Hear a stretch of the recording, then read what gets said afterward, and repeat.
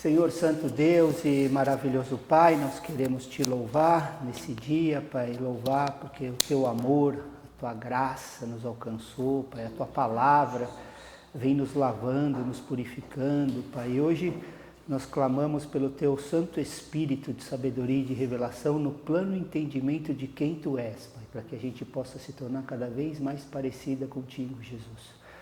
A gente dá toda a honra, toda a glória e todo o louvor somente ao Senhor, que é o único digno de receber, Pai, e clamamos para que o Teu Espírito, Pai, venha abrir a palavra em nosso coração, Pai. Também aqui em concordância entre os irmãos, nós clamamos pela vida do Luquinhas nesse momento, Pai, que o Senhor vá de encontro a essa situação, dando a cura para ele, Pai. Nós clamamos pelo Teu favor, para que o Senhor venha curá-lo, Pai. Nós nos sujeitamos à Tua vontade, que não é só boa e agradável, mas também é perfeita. Mas nesse momento nós pedimos o favor do Senhor naquela família, Pai, curando o Luquinha, acalmando o coração da Carla, do Gabriel, da Julinha, Pai, de toda a família, para que ele seja curado e possa testemunhar, Pai, do Teu favor e da Tua bondade na vida dele, Pai. É o que nós pedimos, já te agradecendo em nome de Jesus. Amém, amém e amém. Bom, igreja, hoje a gente entra então em 1 Reis, né? E é interessante que esse livro, né? A gente começa a ver que ele começa com uma nação unida, né, e poderosa sobre o reinado de Davi. Né? Ele até começa na velhice de Davi, né, falando como estava unida e forte Israel, né, por causa do reinado de Davi mesmo, porque a palavra diz que ele era um homem segundo o coração de Deus. Né? Então a gente vê isso. E termina com o reino dividido, né? Uma bagunça sobre domínio de diversos reis maus, né? Muito rei ímpio, né? E o rei Acabe, né? Foi o último rei mencionado, e aí a gente vê como que o povo retrocedeu por causa dos seus líderes maus, né? Aí a gente vê como a condição do povo também está ligada com a condição espiritual de seus líderes, ou a falta dela nos seus líderes, né? Quando não há dependência espiritual, né? Quando não são homens conforme o coração de Deus. E a gente vê isso em todos os lugares, a gente vem lendo aí, em Samuel, tal, e em Apocalipse 2 e 3, é interessante quando a gente lê as cartas, né? Que aonde os líderes eram espirituais, a igreja era espiritual. Aonde não era, a igreja era carnal. Né? Então isso serve para a gente, né? Para entender aí como a gente, quando está em alguma coisa de liderança na igreja, tem essa responsabilidade, né? E como a igreja precisa clamar, né? Para que sejamos guiados por homens. Quando eu falo homens, vocês não precisam ficar repetindo toda hora que é, né, homem e mulher, né? Não tem essas coisas. Estou dizendo assim, como é importante isso na igreja, né? Então, quando Israel tinha líder piedoso, eles se moviam de maneira piedosa. O povo faz o que o rei está fazendo, e o rei faz o que o povo está fazendo, né? Então, assim, um pai piedoso, ele vai conduzir os seus filhos de uma maneira piedosa, porque vão ver a escola do exemplo, né? E um pai carnal, que é só prazeres, não sei o quê, vai conduzir os filhos de uma maneira carnal. Né? Naturalmente, acontece isso, por isso que a importância da liderança, né, saudável. E uma das coisas que a gente vê aqui na Antiga Aliança, e é uma coisa boa, né, para aprender, é que Deus, em todas as eras, né, tem necessidade de líderes, né? Jesus procurou e viu uma multidão e ele falou, parecem ovelhas sem pastores. Lembra que Jesus falou? Que ele se compadeceu, né, vendo aquele povo e não tinha assim, homens piedosos para conduzi-los. Então ele falou que eram ovelhas sem pastores. E ainda é assim hoje, né? se a gente olhar para o Brasil, eu não sou muito desses negócios de números, né, IBGE, essas coisas, mas eles falam que tem mais de 50 milhões de evangélicos, né, a conta que eles fazem, né, e eu imagino que Deus olha para essa multidão, né, de população cristã e fala a mesma coisa, né, a falta de líderes, né, piedosos, né, acho que ele deve falar assim, ovelhas sem pastores, né, porque cristãos assim, e sem homens piedosos, né, para ajudá-los na caminhada. Então esse é o desafio que vem para nós, né, a gente tem que em cada geração, que no caso a nossa que a gente está, procurar satisfazer o coração de Deus, a vontade de Deus para o povo dele, né? Porque aquele que está liderando também é ovelha, né? Porque há um só pastor, né? Jesus. Então, na verdade, assim, é ajudando os outros a se conectarem, né? Com Jesus, né? Então, a cada geração, Deus busca por líderes piedosos, e a gente vem vendo isso, né, nesse 1 Samuel, 2 Samuel. Então, nunca é suficiente a gente depender de líder da geração passada. O pastor começou a igreja, era um homem de Deus, mas aí a segunda geração já, se não for, já não adianta, né, não fica vinculado. Cada geração precisa ter, né, a sua liderança piedosa. Davi, a nação estava bem, estava tudo, né, forte, estava unida, mas Davi não podia governar para sempre, né? E aí? Quando ele morre, alguém precisaria continuar esse legado. Então precisaria de homens piedosos na nação, para que a nação sempre fosse conduzida de maneira piedosa. Então, quando um líder morre, às vezes, a próxima geração só conhece a doutrina daquele homem, não conhece o Deus. Então, assim, faz funcionar, né, as coisas, tal, mas conhece a doutrina, tipo assim, o funcionamento, mas não tem relacionamento pessoal com Deus. E aí, nesse caso, retrocesso, né, o povo vai retroceder. Então, esse é o desafio de todo aquele que está em algum tipo de liderança no povo de Deus, independente da área que esteja, né, qualquer área que ele esteja fazendo, servindo algo, liderando, né, alguns irmãos, esse é o desafio, que a gente tenha um relacionamento com o Deus da geração passada, não com a doutrina, né, fazia assim, né, tipo empresa, né, meu pai sempre fez assim, meu avô, eu faço. Não, você precisa conhecer, né, o Deus. E aí a gente olha o fim da vida de Davi e vê algumas coisas que não eram tão legais, né? Vamos ler 1 Reis 1, 5 e 6. Adonias, né, era filho de Davi, tá? Então Adonias, filho de Agite, se exaltou e disse: Eu serei o rei. Providenciou carros de guerra, cavaleiros e 50 homens que corressem na sua frente. Seu pai jamais o tinha contrariado, dizendo: Por que você fez isso ou aquilo? Adonias tinha boa aparência e era mais jovem do que Absalão. Então, olha aqui para nós, né, que temos filhos, né, em diferentes idades, tal. O problema aqui no verso 6. Jamais o tinha contrariado. Então, assim, nunca repreendeu o filho. Então, Adonias, né, não era como Davi, que esperou Deus preparar o momento para ele reinar, né? Davi foi um grande homem de Deus, mas como pai, ele falhou completamente. Completamente, né? Então, a gente pode aprender com ele, né? Será que a gente está passando tempo demais nas nossas batalhas, né? Cada um entende batalha como quiser, né? Será que eu estou passando tempo demais em lugar que eu não precisaria e deixando de comparecer aonde eu deveria estar? Esse é o desafio para os pais, né? Será que a gente não está tendo tempo para a nossa família? Né? Ou no contexto de igreja, será que a gente está buscando reconhecimento, honra, né, no ministério, aparecer e tal?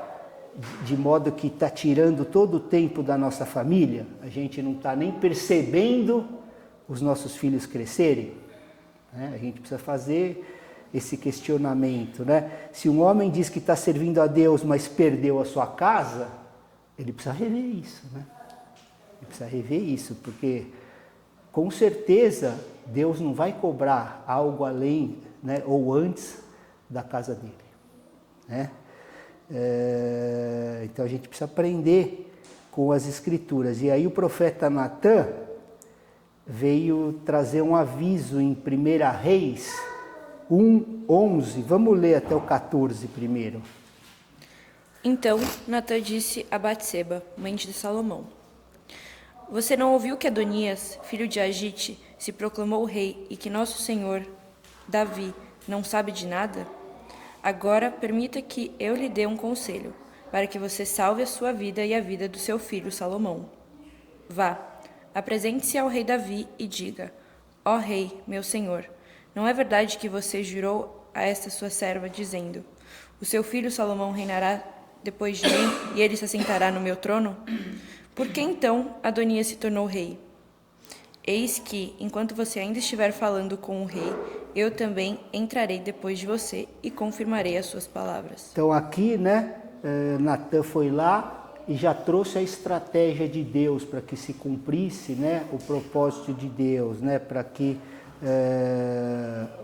Adonias, né, não desse esse golpe aí contra a vontade de Deus. Aí no 22 em diante, é o que acontece, ó. Enquanto Batseba ainda falava com o rei, eis que o profeta Natã entrou, e anunciaram isso ao rei, dizendo: O profeta Natã está aí. Ele se apresentou ao rei e prostrou-se com o rosto em terra diante dele. Natã perguntou: Rei Davi, por acaso o Senhor declarou, dizendo: Adonias reinará depois de mim, e é ele quem se assentará no meu trono? Porque hoje ele foi sacrificar bois, bezerros gordos e ovelhas em abundância. Convidou todos os filhos do rei, os chefes do exército e Abiatar, o sacerdote. E eis que estão comendo e bebendo com ele e gritando: Viva o rei Adonias! Porém, não convidou a mim, que sou servo do rei, nem Zadok, o sacerdote, nem Benaia, filho de Joiada, nem Salomão, que é servo do meu senhor. Será que isso teria feito por ordem do rei, meu senhor? E o senhor não contou nem a este seu servo quem se sentaria no seu trono depois do senhor. O rei Davi respondeu: Chame Batseba. Ela se apresentou ao rei e se pôs diante dele. Então o rei jurou, dizendo: Tão certo como vive o Senhor, que remiu a minha alma de toda angústia, farei no dia de hoje como jurei a você pelo Senhor, Deus de Israel, dizendo: O seu filho Salomão reinará depois de mim e se assentará no meu trono, em meu lugar. Então Batseba se inclinou, prostrou-se com o rosto em terra diante do rei e disse: Que o rei Davi, meu senhor, viva para sempre. O rei Davi disse: Chamem Zadok, o sacerdote, Natã, o profeta, e Benaia, filho de Joiada. E eles se apresentaram ao rei. Então o rei disse: Levem com vocês os meus servos. Façam meu filho Salomão montar na minha mula e levem-no a Gion. Ali, Zadok, o sacerdote, com Natã, o profeta, ungirão rei sobre Israel. Então, toquem a trombeta e digam: Viva o rei Salomão! Depois, venham subindo com ele, e ele virá e se assentará no meu trono, pois é ele quem reinará em meu lugar, porque ordenei que ele seja chefe sobre Israel e sobre Judá. 38 agora, ó. Então aqui a gente vê, né, já quebrando o plano, né, maldoso lá de Adonias, né, e colocando, estabelecendo, né, a vontade do Senhor para que fosse Salomão, né? Então Zadok, o sacerdote, Natã, o profeta, Benaia, filho de Joiada, e a guarda real fizeram Salomão montar na mula, que era do rei Davi, e o levaram a Gion. Zadok, o sacerdote, levou o chifre do azeite que estava no tabernáculo e ungiu Salomão. Tocaram a trombeta e todo o povo gritou: Viva o rei Salomão! Aí nós vamos para 1 Rei 2, a partir do verso 1, né, que é a morte de Davi. Ó. Quando se aproximava o dia da morte de Davi, ele deu ordens a Salomão, seu filho, dizendo: Eu vou pelo caminho de todos os mortais. Portanto, tenha coragem e seja homem. Guarde os preceitos do Senhor, seu Deus, andando nos seus caminhos, guardando os seus estatutos, os seus mandamentos, os seus juízos e os seus testemunhos, como está escrito na lei de Moisés. Assim, você será bem-sucedido em tudo que fizer e por onde quer que você for. E o Senhor confirmará a promessa que me fez, dizendo: Se os seus filhos guardarem o seu caminho, andando diante de mim fielmente, de todo o seu coração e de toda a sua alma, nunca lhe faltará sucessor ao trono de Israel. Você também sabe o que me fez Joabe, filho de Zeruia, e o que fez com os 2 comandantes do exército de Israel, com Abner, filho de Ner, e com Amasa, filho de Jéter. Ele os matou e, em tempo de paz, vingou o sangue derramado em tempo de guerra, manchando com ele o cinto que trazia nos lombos e as sandálias nos pés. Portanto, faça segundo a sabedoria que você tem e não permita que ele morra em paz com idade avançada. Mas seja bondoso com os filhos de Barzilai, o gileadita, e que eles estejam entre os que sentam à sua mesa para comer, porque estiveram ao meu lado quando eu fugia por causa do seu irmão Absalão. Eis que você também terá de lidar com Simei, filho de Gera, filho de Benjamim, de Baurim, que me lançou uma terrível maldição no dia em que eu ia a Manaim. Porém, ele veio ao meu encontro junto ao Jordão, e eu, pelo Senhor, lhe jurei, dizendo que não o mataria à espada. Mas agora, não o tenha por inocente, pois você é um homem sábio, e bem saberá o que deve fazer com ele para que ele seja sepultado com os cabelos brancos manchados de sangue. Davi morreu e foi sepultado na cidade de Davi. Então, aqui, né, pessoal, um pai, né, morrendo, ele chama o filho, e ó a conversinha, no verso 6, ó, faz segundo a sabedoria que você tem, e não permita que ele morra em paz com a idade avançada, né? Tipo assim, falando para ele matar, para ele se vingar de inimigos dele, né? E mais para frente, a mesma coisa, no 9, né? Ó, não tenha por inocente, você é um homem sábio, né? Só lá. Saberá o que deve fazer com ele para que seja sepultado com os cabelos brancos manchados de sangue, ou seja, mata ele também. Então é triste ver que um homem que havia perdoado, né, os seus inimigos, no final veio pedir para o filho fazer vingança, né? Ou melhor, ele não tinha perdoado. Esse é o problema, né, do perdão. Por isso que fala que é de todo o coração, não é só na mente, né? A gente precisa liberar para que isso não venha à tona, né? Então, enquanto ele estava saudável, né, era jovem, ele controlava esse sentimento com a mente dele, né? Eu estou com a mente ativa, eu sou forte e tal. Mas aí quando a gente começa a envelhecer, a nossa mente já não está tão forte como era na nossa mocidade, né? E aí começa esse problema, né? O que está no coração vem à tona. Então isso aí a gente precisa trabalhar nisso, porque aí a gente vai perceber que na verdade nós não havíamos perdoado, né? Então a gente tem que sempre estar avaliando o nosso coração na questão do perdão, né? Talvez a gente ainda não tenha perdoado de todo o coração. E aí Hebreus 12 fala que para a gente se livrar de toda a raiz de amargura no nosso coração, porque se a gente não fizer isso, por isso que fala raiz de amargura, o que acontece com a raiz? Vai alimentando, né? E vai crescendo, e aí é quando a gente vê, a gente vai querer ser recompensado. O coração do homem é mau, vai querer que pague o que fizeram, sabe? Então, às vezes, a gente tem que fazer até coisas básicas, assim, às vezes alguma pessoa que fez mal pra gente, aí acontece alguma coisa de mal com ela, a gente fica com uma alegrinha, sabe? Meio alegre, ah, tá vendo? que isso mostra para a gente? Que a gente, na verdade, não perdoou. Que a gente está feliz com o mal que aconteceu com o outro, né? Então a gente precisa trabalhar na raiz de amargura para que isso saia, né?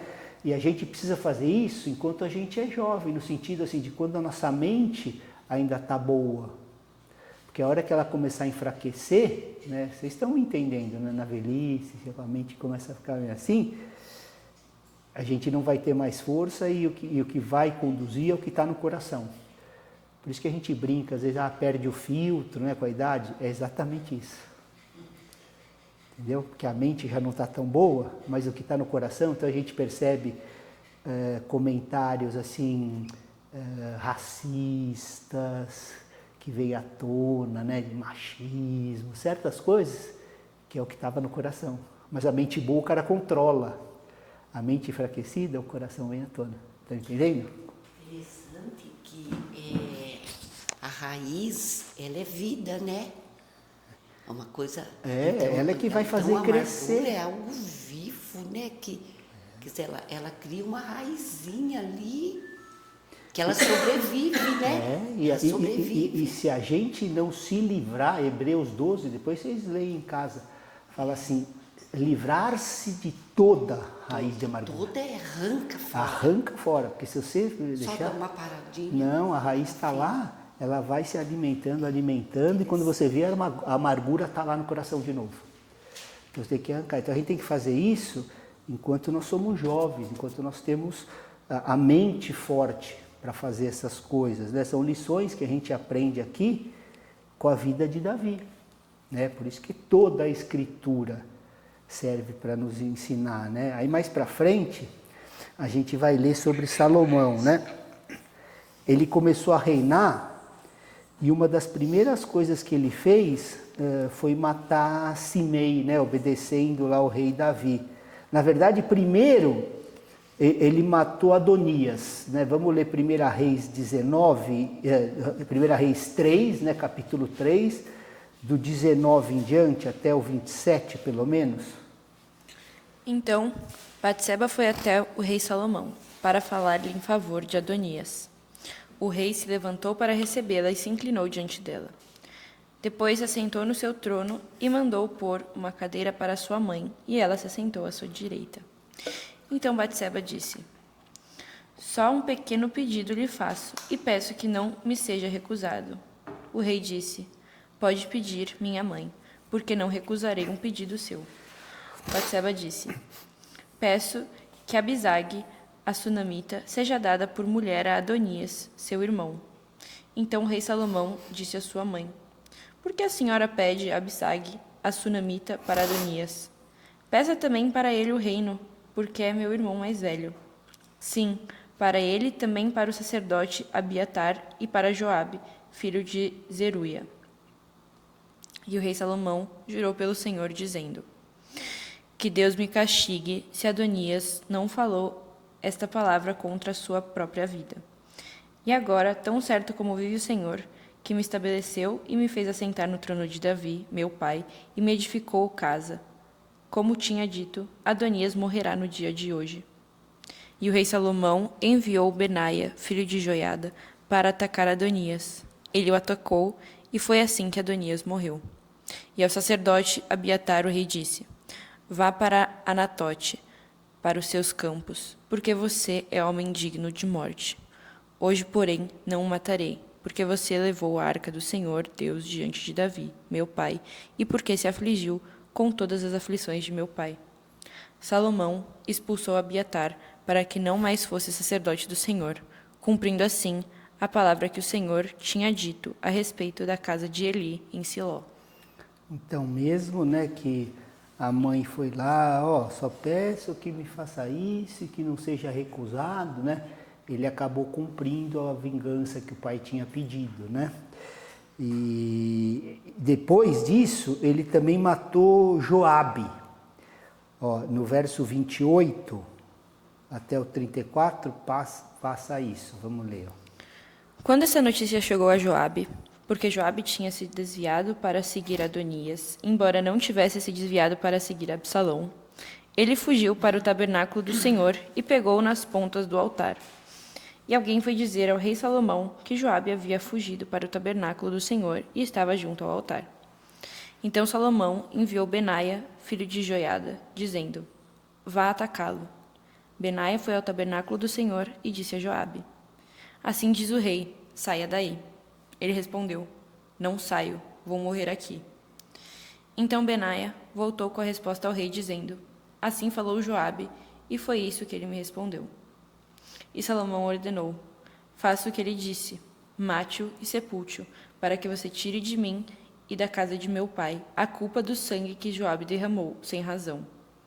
Assim, o Senhor fará recair a culpa de sangue de Joabe sobre a cabeça dele, porque atacou 2 homens mais justos e melhores do que ele e os matou à espada, sem que Davi, meu pai, o soubesse.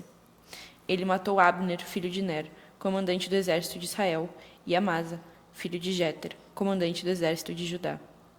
Assim, o sangue desses recairá sobre a cabeça de Joabe e sobre a cabeça de sua descendência para sempre. Mas a Davi, a sua descendência, a sua casa e ao seu trono, o Senhor dará paz para todo sempre. Então Benaia, filho de Joiada, atacou Joabe e o matou, e ele foi sepultado em sua casa, no deserto. O rei pôs Benaia, filho de Joiada, como comandante do exército em lugar de Joabe, e como sacerdote colocou Zadok em lugar de Abiatar. Então, primeiro ele foi lá, né, ele matou Adonias, né, matou Joabe, e depois ele vai matar Simei. Então, tudo aquilo que o pai falou, né, ele foi fazendo. No verso 36, olha o que acontece. Depois o rei mandou chamar Simei e lhe disse: Construa uma casa para você em Jerusalém e fique morando aí. Não saia daí, nem para um lugar nem para outro. Fique sabendo que, no dia em que você sair e passar o ribeiro de Cedron, certamente será morto. Então o seu sangue cairá sobre a sua cabeça. Simei disse ao rei: Está bem, este seu servo fará o que o rei, meu senhor, ordenou. Ó, só um parênteses, né? Tipo assim, né? Tipo, tô bancando aqui o bonzinho. Ó, Sandrinho, fica só nessa sala aqui, tá bom? O dia que você sair de lá, você tá morto. Ele fez mais ou menos isso. Ó, fica na sua casinha aqui, ó, até aqui você vai. Então, uma vida inteira o cara não ia poder sair de um lugar, senão... Vamos lá, Manu, continuando. Está bem, né? E Simei? E Simei ficou morando em Jerusalém por muito tempo. Mas, ao final de 3 anos, 2 escravos de Simei fugiram para Aquis, filho de Maaca, rei de Gate, e foram contar isso a Simei, dizendo: Eis que os seus escravos estão na cidade de Gate. Então Simei se levantou, preparou seu jumento e foi até Gate, para junto de Aquis, em busca de seus escravos. Simei foi e trouxe de Gate os seus escravos. Salomão foi avisado de que Simei tinha ido de Jerusalém a Gate e que já havia voltado. Então o rei mandou chamar Simei e lhe disse: Eu não fiz você jurar pelo Senhor e não o avisei dizendo: No dia em que você sair para o lado ou para o outro, saiba que você certamente será morto? E você me disse: Está bem, concordo.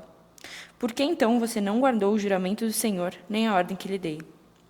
E o rei disse mais a Simei: Você sabe muito bem, e o seu coração reconhece todo o mal que fez a Davi, meu pai. Por isso, o Senhor faz recair sobre a sua cabeça o mal que você fez. Mas o rei Salomão será abençoado. E será, né? Seria abençoado, porque está vingando o pai. Vamos lá. E o trono de Davi será mantido diante do Senhor para sempre.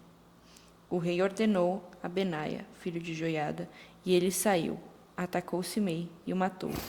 E assim se firmou o reino sob o domínio de Salomão. Então, ou seja, né, ele lidou com tudo que Davi, né, disse para ele já na velhice, né, a vingança, aquilo que estava no coração de Davi guardado ali, né, e começou a reinar matando todas as pessoas. Foi assim, né, e assim firmou o reino. Ele começou matando, né, aqui, os que eram inimigos que Davi tinha perdoado, né, deixou vivos e tal, mas no final da vida, né. E aí o capítulo 3, a gente também lê que Salomão fez uma aliança com quem não deveria fazer, né? Davi, em vez de ficar pedindo vingança para o filho, deveria ter gasto mais tempo aconselhando o filho sobre casamento, né? Sobre construção da família. Talvez a história teria sido diferente. E para nós pais serve isso. Que tipo de conselho a gente está dando para os nossos filhos, né? É só para ser o expert do mercado, né? Você tem que ser o esperto e tal. O que você está valorizando na vida dele? Cada um aqui tem que fazer, eu faço o meu, né? A gente está valorizando performance, né? Você tem que tal, dinheiro, influência, ou estamos valorizando caráter, né? Retidão, bondade, generosidade, né? 1 Reis 3, né? O capítulo 3, vamos ler do 1 ao 3. Salomão aliou-se com Faraó, rei do Egito, pois tomou por mulher a filha de Faraó. Ele a trouxe à cidade de Davi, até que acabasse a construção do seu palácio, da casa do Senhor e da muralha em volta de Jerusalém. Entretanto, o povo oferecia sacrifícios nos lugares altos, porque até aqueles dias ainda não se tinha edificado o templo ao nome do Senhor. Salomão amava o Senhor, andando nos preceitos de Davi, seu pai. Porém, oferecia sacrifícios e queimava incenso nos lugares altos. Então aqui, né? Olha que interessante. Ele começou a reinar sob vingança, né? Aquele que meu pai falou que eu tinha que matar, porque fez mal para ele, eu vou matar todos, né? Começou matando todos.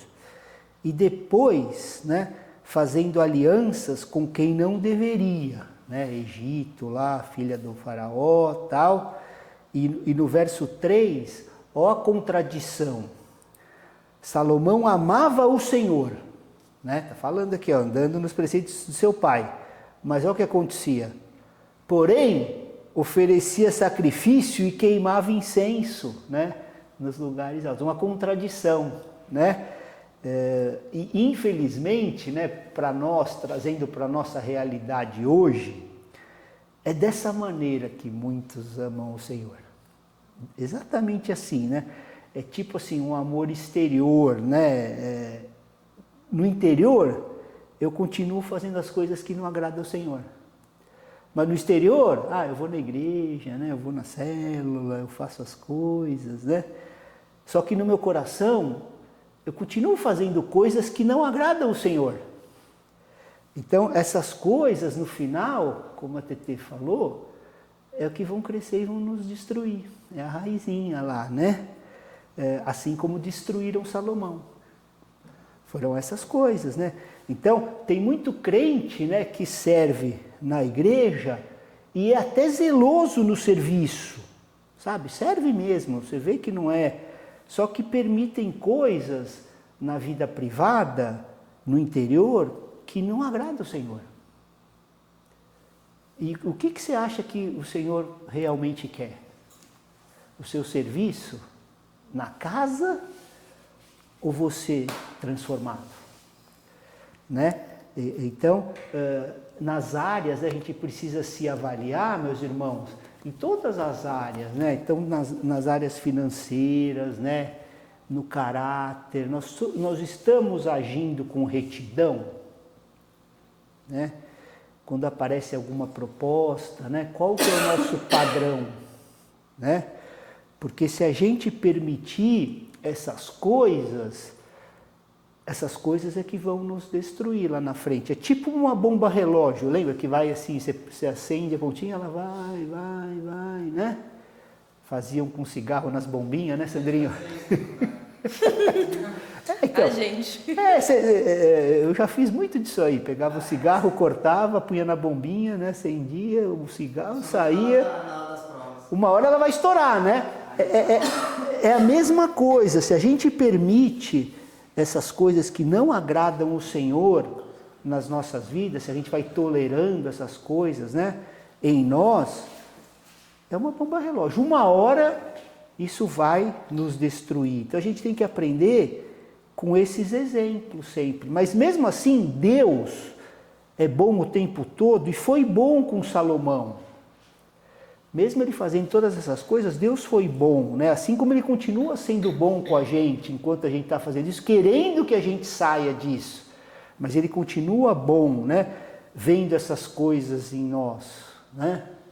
Eu fico às vezes meditando e falo, Senhor, como o Senhor foi me querer, cara? Fico mesmo, falo, cara, que lixo. Né? Então, a bondade dele em nós vai nos constrangendo, né? Porque ele espera que a gente mude.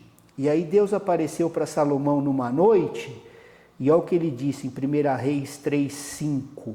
Vamos ler o 5. Acho que eu pus até o 9, eu nem sei se eu cortei aqui. Vamos ler, Manu. Aqui está do 5 ao 12. Mas se quiser que eu pare, não, pode ler então de tudo. Em Gibeão, o Senhor apareceu a Salomão de noite, em sonhos. E Deus lhe disse, peço o que você quer que eu lhe dê. Salomão respondeu. Então Deus falando com ele, olha só como é um teste no coração. Imagina Deus conosco, né? Peça o que você quer que eu dou. Se o nosso coração não está bem centrado, o que a gente poderia pedir, que poderia ser a nossa destruição, né? Se a gente tiver um coração assim ganancioso, será que a gente ia pedir coisas que seriam bom para nós e para o propósito de Deus? Mas no verso 9. Dá, pois, ao teu servo o coração compreensivo para governar o teu povo, para que, com prudência, saiba discernir entre o bem e o mal. Pois quem seria capaz de governar este teu grande povo? Olha que coração, né? Dá ao teu servo um coração compreensivo, né? Me dê compreensão para eu governar o povo do Senhor, né? Para que com prudência, né, eu consiga discernir o bem e o mal para os teus filhos, para o teu povo. Olha que coração, né? Aí no 10, o que aconteceu? Estas palavras agradaram ao Senhor, por haver Salomão pedido tal coisa. E Deus lhe disse, já que você pediu isso, e não me pediu longevidade, nem riquezas, nem a morte de seus inimigos, mas pediu entendimento para discernir o que é justo, eis que farei como você pediu. Eu lhe dou um coração sábio e inteligente, de maneira que antes de você nunca houve ninguém igual a você, nem haverá depois de você. Então, se agradou, né? Deus se agradou do pedido dele, né? Então, isso ensina para a gente também que ainda é uma grande necessidade nas lideranças de hoje, o discernimento, né? E é só Deus que dá o discernimento correto, né? Nós, naturalmente, nós não teremos, né? E a falta desse discernimento por parte de Deus é que tem, né, nos levado às empresas de religiões que a gente vê por aí, né? Não gosto de ficar falando nomes e tal, mas a gente vê, né? Porque eles estão apontando líderes por conveniência. Então, assim, o ministério é muito grande, não sei o quê, quem que vai ser o próximo líder? É o filho, é o genro, é ou não é? É a família, né? Independente da vontade do Senhor, né? Ou contratando profissionais da fé. Então eu vou contratar a pessoa pelo carisma, né? Os caras bonitão, de boa oratória, né? De performático e tal, né? E é o que acontece, você vê. Né? Aí o cara começa a se sobressair um pouco, o que acontece? Ele já briga, já vou fazer o meu, né? Então, assim como Salomão pediu, né, e recebeu sabedoria e discernimento no coração, nós deveríamos pedir essas coisas quando estamos na igreja, sabe? Senhor, me dá discernimento, né, de coração, sabedoria, para poder conduzir o teu povo, né, do qual eu faço parte, né? E assim, vocês acham que Deus não nos ama e não nos daria se nós pedíssemos de todo o coração? Vocês acham que Deus não deseja que a gente construa uma igreja do jeito que Ele desejou? Que Salomão conduzisse também o povo? É que, na verdade, será que os líderes estão pedindo isso? ou estão pedindo sucesso, números, né, para ter renda e tal, né, em vez de me dar discernimento para eu poder ajudar o teu povo, né, me dá um coração para poder discernir o bem e o mal, né. E aí a gente vê o exemplo de Deus ter derramado isso, né, no coração de Salomão, nos versos de 16 a 18. Todo mundo conhece essa história, mas é sempre bom a gente reler, né? A partir do verso 16 até o 28. Então, 2 prostitutas foram falar com o rei Salomão. Apresentaram-se diante dele, e uma das mulheres disse: Ah, meu senhor, eu e esta mulher moramos na mesma casa, onde dei à luz um filho. No 3º dia depois do meu parto, também essa mulher teve um filho. Estávamos juntas. Não havia nenhuma outra pessoa conosco na casa. Somente nós 2 estávamos ali. De noite, o filho dessa mulher morreu, porque ela se deitou sobre ele.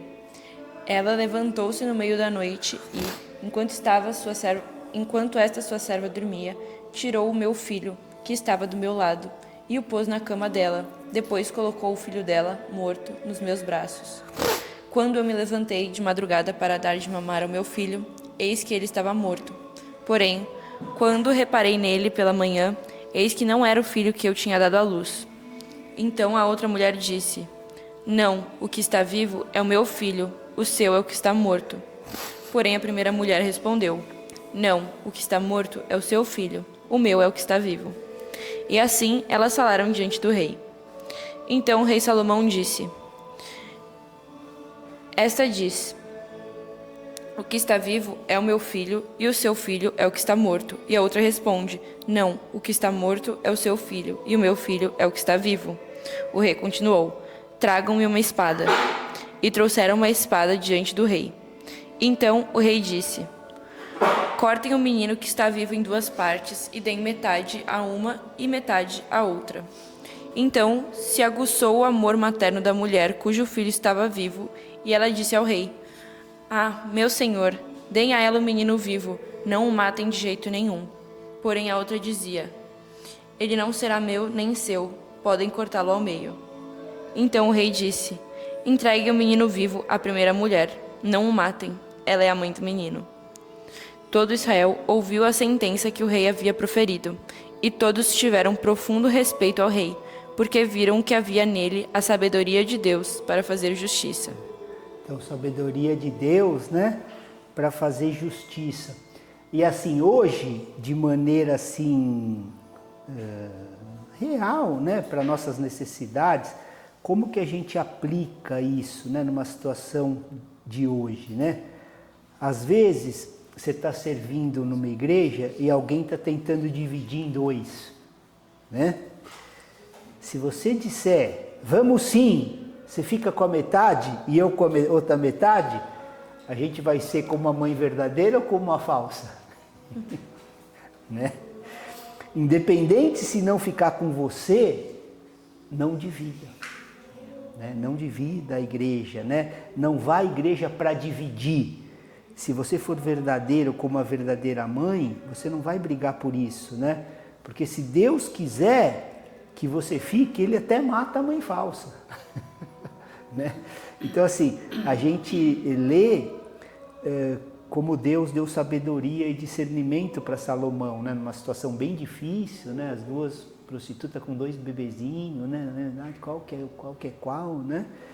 Então que a gente possa clamar por isso, né? Mesmo enquanto a gente é mais jovem, porque Salomão pediu isso quando ele era bem jovem. Ele tinha acabado de assumir o reino, ele era jovenzinho, né? Eu lhe dou um coração sábio e inteligente, Deus falou para ele, né? Então a gente precisa desse coração sábio para a gente acolher e amar os irmãos de outras denominações, até que pensam diferente da gente, né? Nas coisas de costumes, forma de batismo, né? Na própria liturgia, né? Tem irmão que faz diferente de você e tudo bem, continua seu irmão, né? Nós estamos falando de heresia, né? De bizarrice, assim, mas nessas coisas, né? No falar em línguas, né? Na liturgia, se Deus aceitou, quem somos nós para não aceitar? né? Se Deus aceitou, se é nascido de novo, né? Agora, se Deus não aceitou, se não é nascido de novo, aí é diferente. A gente tem que sempre amar o próximo, isso não entra em discussão, né? Como nosso amigo, né? Mas a gente não vai ter comunhão, não é? Que é partilhar Cristo com aquele que não nasceu de novo, porque não dá. Por isso que o Senhor fala, se andarmos na luz, como eu na luz estou, teremos comunhão. Então, aquele que ainda não tem luz, que ainda está em trevas, você deve amar, obviamente, né? Fazer tudo o que você puder de bom para ele. Mas você nunca vai poder ter comunhão. Porque comunhão é compartilhar Cristo. Então, você compartilha Cristo em você, comigo, e eu compartilho Cristo em mim, contigo. Isso é a verdadeira comunhão da igreja, né? Até ele ser aceito por Deus. Eu sempre falo isso, não somos nós que colocamos ninguém na família. É só Deus. Que irmão coloca o irmão na família? Não é o pai que põe? Quem tem irmão, se não foi o pai, não vai ter irmão. A mesma coisa na igreja. Às vezes os irmãos, né, que é na marra ali e tal, mas não é você. Continua amando e falando do amor de Deus. Que Deus é que põe na família. Né? É sempre assim. Aí, nos capítulos 6 e 7, a gente vai ver a construção do templo. Eu não vou muito nos detalhes da construção, porque a gente tem um módulo inteiro, né, na Escola da Bíblia que fala sobre isso. Tanto o tabernáculo, e faz a comparação com o templo, o tempo todo, né? Então, se vocês quiserem, tá no YouTube, nós não vamos ficar gastando muito tempo na construção do templo, uma vez que tem material para a gente já, né? Mas a gente pode ver um verso aqui, só para a gente finalizar, 1 Reis 6, 38. E, no 11º ano, no mês de Bul, que é o 8º mês, o templo foi concluído com todas as suas dependências, tal como devia ser. Salomão levou 7 anos para edificá-lo. Ó, dá um tempo aqui. Quanto tempo Salomão demorou para edificar o templo? 7 anos. 7 anos, né? Vamos para o próximo verso?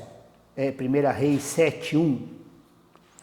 Salomão construiu seu palácio e levou 13 anos para concluí-lo.